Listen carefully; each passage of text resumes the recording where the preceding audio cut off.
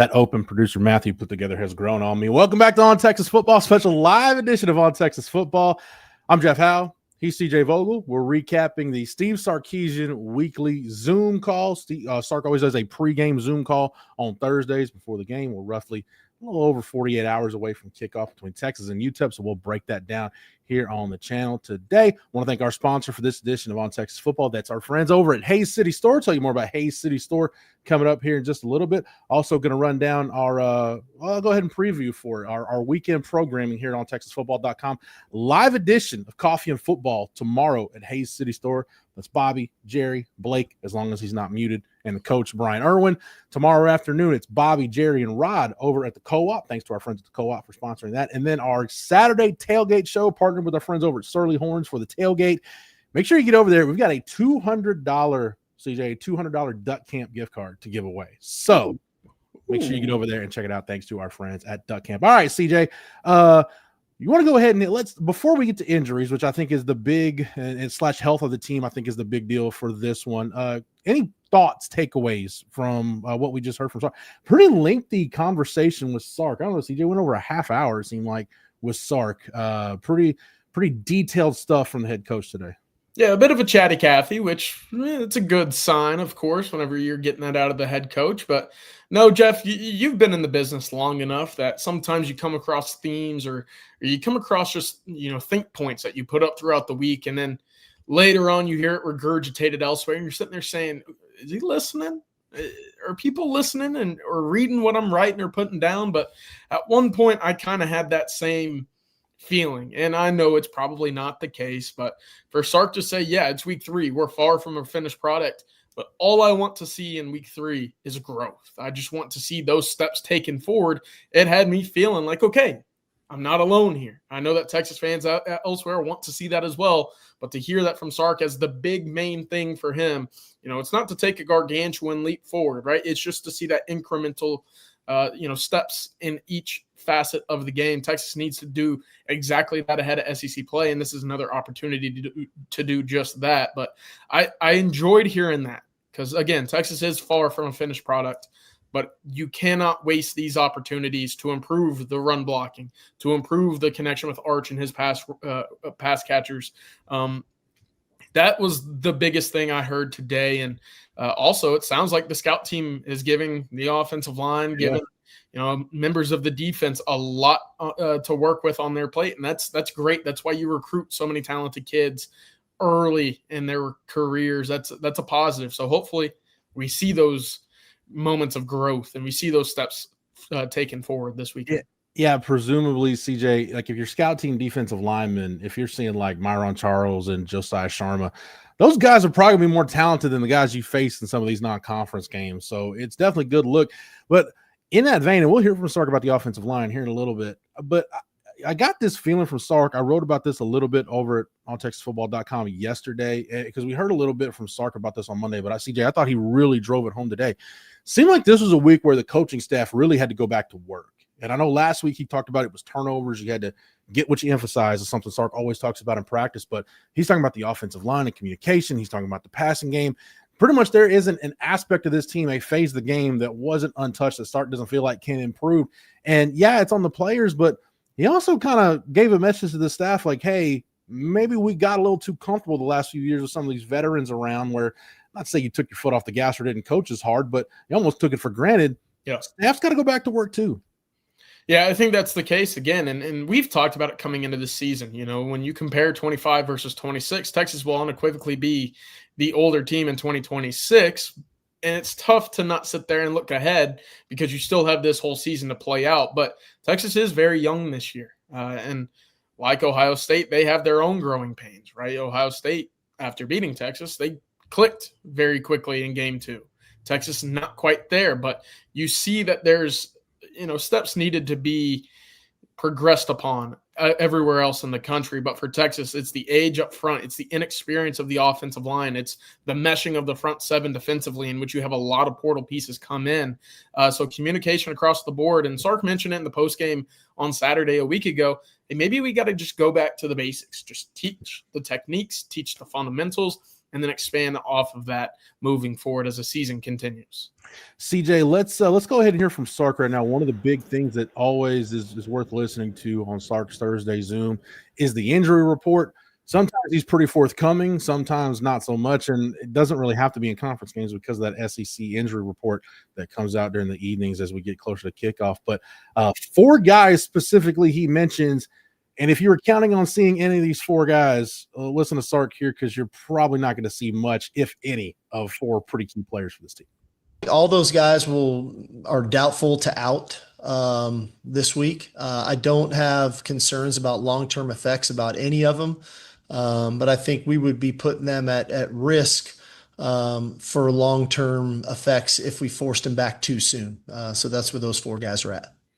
So, again, that's my fault for botching the clip. Those 4 guys, Quintravion Wisner, DeAndre Moore, also part of that. Alex January, again, we reported last week that was probably going to be a multi-week deal. And Emmett Mosley, CJ, still doubtful. So you look at that on offense, man, you're missing a running back, you're missing 2 wide receivers. It stands to reason why this offense, the learning curve, the growth curve, it might take a while than maybe any of us expected for this offense to get to where we all expect it to be. If nothing else, just because, man, it's going to be a minute before you've got all the pieces you thought you'd have. And that's unfortunate for Arch, and it's tough. Obviously, assertions will be made about his play, conclusions will be drawn, and it's far from a finished puzzle on that side of the football. But hey, you're the quarterback. You got to make do with what you have in front of you. But yeah, I think as a result of that and some of the absences we'll see or not see, I guess, on Saturday, the big thing is who will step up. And I think the first thing that Sark mentioned was, look, it's going to be a big opportunity for Dalen McCutcheon at wide receiver. You probably won't have Emmett Mosley for at least this week, probably another after this. You're probably not going to have DeAndre Moore this weekend either. So that Dalen McCutcheon, availability in this offense is going to be huge. On top of that, he said also look out for James Simon getting some touches at the running back position. We didn't see him at all in week 1. I think we're all pretty excited for just that too. So who steps up, who makes plays? We talked about it. UTEP is a great tackling team in college football, one of the best in the entire country. Who is able to get the ball in their hands and make plays after the catch or after the handoff? That's what I want to see. That's how you earn the trust of this coaching staff and ultimately earn a larger role as the season progresses. CJ, you asked Sark about under the center play action, and we don't have that cut because we talked a lot about that on the channel this week. But anything you heard from Sark today that either reaffirms your outlook on how they're using Arch under center in the play action game, or anything changed? In other words, how are you processing what you heard from Sark today about Arch being under center and using more play action? Yeah, I posted it earlier on Texas Football. The numbers with Arch under center versus a straight drop back in terms of, the comparison to a play action pass, they're not pretty, right? He's not necessarily moving the ball very well under center versus that play action. Now, when he gets into that straight drop back, he becomes one of the best passers in all of college football, according to Pro Football Focus. And that's really where we've seen Arch make a lot of his plays is straight drop back, eyes continue to across the secondary, and you don't necessarily have that gap where your back is turned and things are now out of place versus what they were in the pre-snap. And that's really where I want to see that next step. And look, Sark says, of course, going under center helps the downhill running style of a CJ Baxter. It helps create maybe a little bit more push for that offensive line. That's great, right? But you're also lacking a lot of what's still missing in this offense, and that's the intermediate throws for Arch, right? I think that's where we see a lot of the footwork not aligning with the throwing vision. Of course, that's been an ongoing instance for 2 weeks now.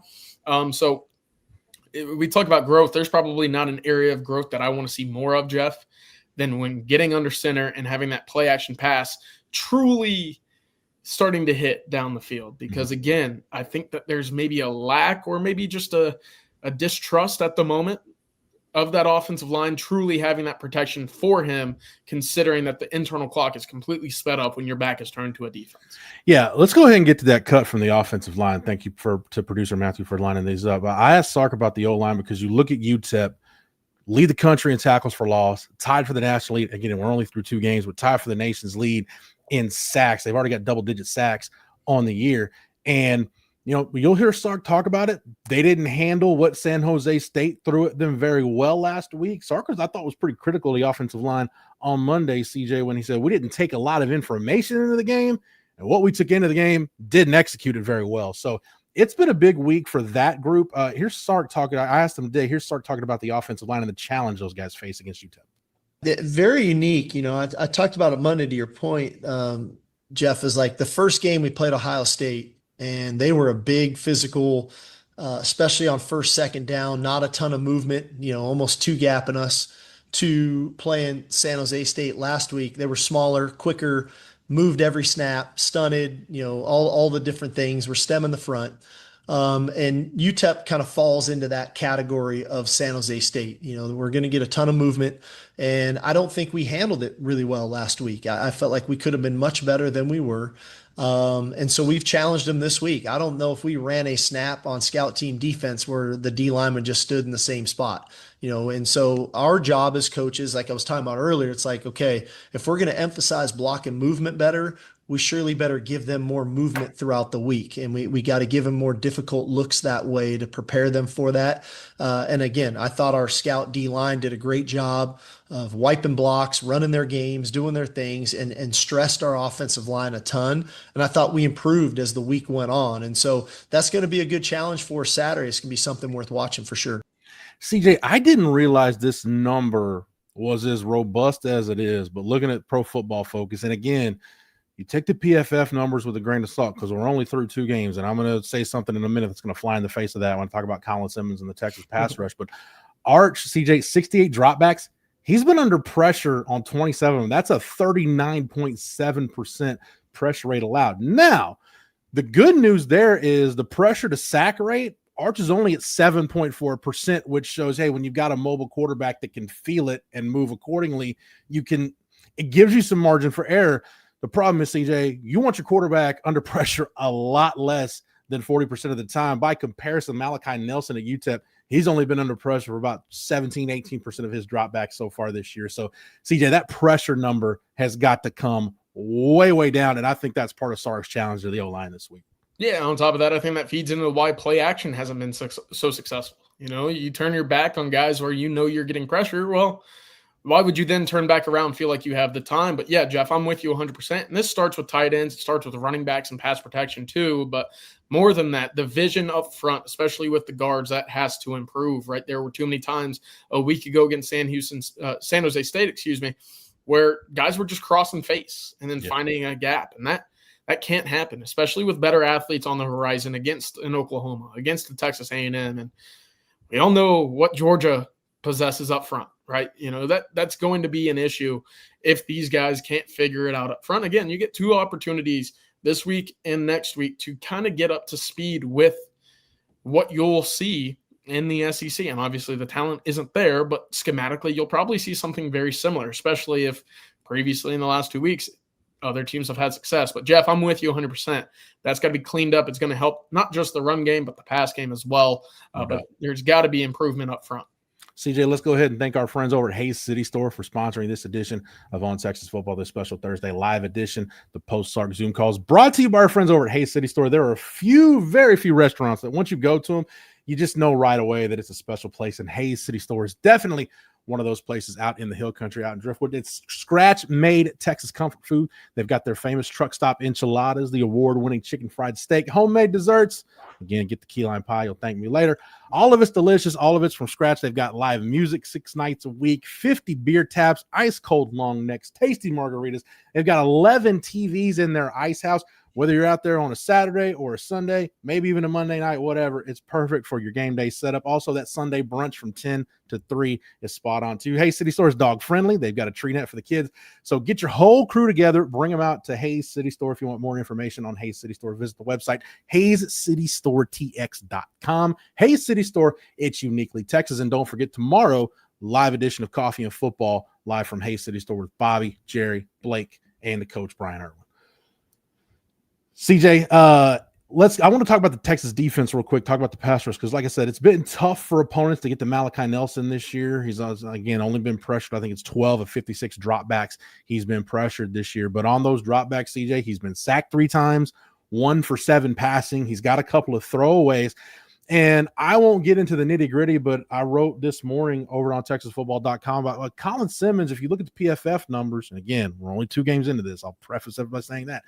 If you look at his win rate, his pass rushing productivity grade, he's kind of right in line with the better pass rushers in the SEC. He's not that far off, CJ. I think it's just emblematic of what Sark is talking about. Play a cleaner game. If Colin just cleans up those penalties and takes what he's being taught on the practice field to the game field, I think we'll see the disruptive, impactful Colin Simmons that we expected to see from jump. Yeah, he hasn't looked too bad, when flags aren't flying, right? And I know statistically the numbers probably don't back that up, but, pressure and havoc are 2 different things, but they go hand in hand, right? You can't have one without the other. And right now he's getting very close to creating those havoc plays that we saw, right? He had half a sack against San Jose State last week. Now it's about stacking those. And again, Colin's too good of a player, too explosive of an athlete to be completely, shut down for games. He's going to have his moment. He's going to have his impact felt. And, I think we're all expecting probably a larger role with many more snaps than what we've seen from Colin so far this year. But of course, when you commit 5 penalties through 2 games, at some point you got to sit the dog down and make sure that he's not running rampant throughout the house when you're not home. You got to make sure that there are some ground rules there. And for Colin, I think that's a big learning point for him going into year 2, especially with this expanded role. But Jeff, this is a big opportunity for Texas, who, when I hope to see a Brad Spence, Colin Simmons duo in those passing situations, because Spence, to me, was just as impressive as anybody that we saw last week rushing the passer. Yeah, the other thing too, and Rod Babers and I will have more on football theory on this later today, but you look at the NASCAR package, CJ, the different variations that we can see PK throw out there. If you get UTEP and air raid offense, you get them into 3rd and long situations, and you put the NASCAR package on the field, what does it look like? Do you have the package we saw last week where you had no interior defensive lineman on the field? Like Zeno Mazzullo is playing over the ball, and you've got just a litany of linebackers and defensive backs on the field. So I want to see kind of what those pass rushing packages look like. And I'm glad you brought him up, because Colin Simmons is really close to making an impact at the quarterback. Brad Spence is probably closer, and Trey Moore is not too far behind. So like you said, CJ, the sack numbers don't bear out probably the effectiveness that Texas has had rushing and getting after the quarterback, especially last week against San Jose State after the Ohio State game, where, like we said, there just weren't that many opportunities to really dig in and get after Julian Sand. Yeah, again, the best part about this, and I know that we haven't really, seen Texas benefit, on the field statistically from that pass rush, but there's just so many weapons, right? You just mentioned 3. Add Anthony Hill to this mix. Ty Anthony Smith, haven't yet seen him have his number called as well. So they're going to have plenty of options come SEC play. I'm sure they're going to keep plenty of those tricks up their sleeve this week and next, but more of the one-on-one wins is what I'm hoping to see this upcoming weekend as well. And I think there's going to be plenty of that. Yeah, by the way, Ty Anthony Smith, if you're looking at PFF numbers, the PRP rating, that basically measures how disruptive are you. Ty Anthony Smith has the highest PRP rating on this defense so far. So whether he's rushing the passer, whether he's forcing fumbles, he is your leading havoc defender right now, which I didn't think we'd be saying that through 2 games. But, CJ, I'm really glad we're saying that through 2 games. And in that vein, we talked about a lot of the guys we could see on offense a little further down the depth chart. James Simon, man, it cracks me up, because it's really hard for Sark or anybody to hide their excitement about Nick Townsend whenever they get to talk about Nick Townsend. Dalen McCutcheon, could see more Khalil Lockett this week with the injuries and the issues at wide receiver. But on defense, CJ, especially coming off a week where Michael Taft was a little dinged up after the San Jose State game, I wouldn't mind seeing more Xavier Filsaime or even some Jordan Johnson-Rebel. Maybe we see Jonah Williams this week. I don't know. Maybe we see Zealous Hicks. But there's some of those young guys on defense, too. We saw Cade Phillips late in the game last week. I know we talk a lot about Grayson Littleton, and Ty Anthony Smith is still a young guy, but there's still several guys on that defense that if you get ahead, I know those guys are just chomping at the bit to get some snaps. Yeah, Jonathan Cunningham and Bo Barnes each got their first career snaps as well. That's very encouraging in week 2 of their college career, but probably no one more I want to see of on this field more, out of that freshman class is Justice Terry. We talk about how deep Texas is up front, but look, this is a 5-star level kid that came in with as high as expectations for anybody in this freshman class to contribute early in their career. We've seen him sparingly so far, but this weekend feels like one in which Texas should be able to get him on the field much earlier than they did a week ago. And on top of that, what does he do to stand out when on the field? Is it just raw strength that he's working with, or can he have some finesse off the edge? Do they spin him inside, and can he be one of those guys that we potentially see later on, Jeff, in the NASCAR package in the middle of that defensive line? Various versions of your third down package. I mean, Rod mentioned it throughout the offseason. We all talked about it, CJ. Maybe if you situationally, you get some teams that are, it's hard to do it against a no huddle team, but you maybe get some teams that was second and longs, and maybe situationally you can put some pass rush specific packages out there. So again, Scotty Walden's a really bright offensive mind. I don't know if that'll showcase itself on Saturday, where the talent disparity is going to be what it is, but a really bright offensive mind's got a really good system, and it'll be a really nice challenge for the Texas defense, at least schematically, to see something that's pretty next level that you typically might not see in a knockout. Actually, really, the next 2 weeks facing Scotty Walden on Saturday, and then Phil Longo at Sam Houston next week, CJ. Phil Longo's had offensive plays in the past. You talk to guys that have been in his offense at Ole Miss and North Carolina. Sometimes they didn't even have routes called. It's just, hey, go run whatever on a third down. So it can get pretty wheels off for Phil Longo, but some really good challenges for the Texas defense, your pass rushers and your secondary. CJ, as we get ready to wrap this up, any final thoughts? No, again, for Sark, this is where you need to see guys take that leap, whether it's schematically for him, whether it's just getting more familiar with the strengths of his quarterback, or whether it's, guys up front or young guys trying to earn more of a role for this team. Steps forward is a good thing, especially this weekend.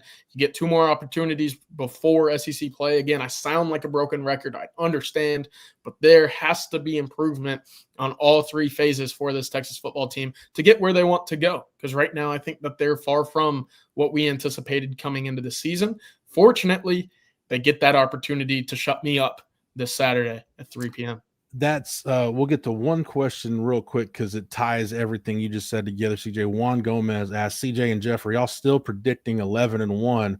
Right now I can't, because I can't expect a team that, at least through 2 games, to your point, CJ, through 2 games, that's the sample we've got, Texas is a sloppy, undisciplined football team. Now, thank goodness you played 12 in the regular season, so you got 10 more, but at least the 2-game sample has shown this team commits a lot of penalties. They shoot themselves in the foot. They're not consistent. So right now, I can't say yes for sure they're going to go 11-1. But the good thing is you've got 2 non-conference games and then a bye week to get yourself right before you go to the Swamp to start SEC play. So again, being cleaner, situational football needs to be cleaner. And CJ, going back to the inexperience factor, I slept on this last night. One thing you can guarantee with an inexperienced team is you can guarantee inconsistency. We all agree that this team is insanely talented. It's one of the most talented rosters, if not the most talented roster in the country. At some point, the floor will raise, and you'll get some consistency from this group. The thing none of us knows yet is, at what point does the floor raise, and at what point do you start to see some more consistent play, and the sloppiness will take care of itself. So that's the thing to really monitor through these last 2 non-conference games. Yeah, absolutely. I couldn't have said it better myself. All right, CJ, thanks for the knowledge and expertise as always. Thank you to Matthew behind the scenes for producing it. Thank you to the entire On Texas Football staff. Again, don't forget our weekend programming tomorrow, live edition of Coffee and Football from Hayes City Store. That's with Jerry, Blake, Bobby, and the coach Brian Irwin. Tomorrow afternoon, it's Bobby, Jerry, and Rod at the Co-op. On Saturday, our tailgate, we're partnering with our friends at Surly Horns again. Come on down there. We got $200 from Duck Camp to give away. So come on down and say hi to the guys. And again, just we've got the watch with the Saturday conversation. CJ and I'll have a little quickie video post game, so plenty of content throughout the weekend from the On Texas Football staff. If you're not a member, over at ontexasfootball.com, get over to the site right now, sign up using the promo code OTFOG. That'll get you 1 year of access at ontexasfootball.com for $39.95. Again, the promo code is OTFOG. Use that when you sign up to get 1 year over at ontexasfootball.com for $39.95. Make sure you like this video and that you're subscribed to the On Texas Football YouTube channel. Get those notifications when we go live. That way, whether it's here on the channel or on the site, you're not missing anything before, during, and after every Texas football game this season. For CJ, for Matthew, for the On Texas Football staff, for our friends over at Hayes City Store, I'm Jeff Howe. Thank you so much for watching and listening. And until next time, hook 'em.